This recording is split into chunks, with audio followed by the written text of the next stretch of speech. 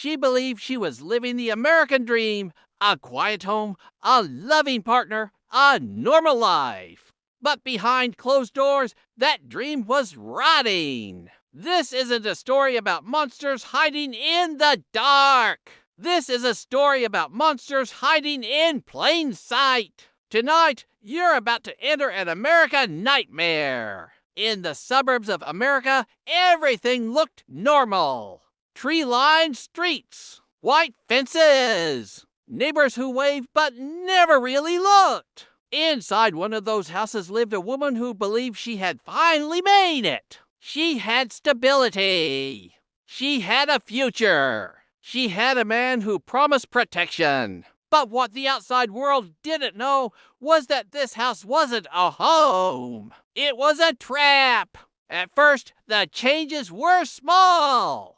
Control disguised as concern. Isolation disguised as love. Who she could talk to. Where she could go. What she was allowed to do. Every abuser starts the same way, by convincing you that you need them. And once that belief sets in, escape becomes almost impossible. What happened next was not a single moment of violence. It was months, sometimes years, of fear. Doors locked, phones monitored, threats whispered when no one else could hear. She wasn't screaming for help because she had already been taught that no one would believe her. And in America, sometimes that fear is justified. Every nightmare has a weak point, one mistake, one moment, one breath of courage for her. It came when she realized something chilling. If I don't escape, I won't survive.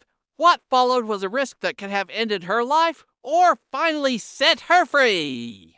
And when the truth finally came out, it shocked everyone. The investigation revealed what neighbors never saw, what friends never suspected, what the system almost missed. This wasn't just one person's horror story.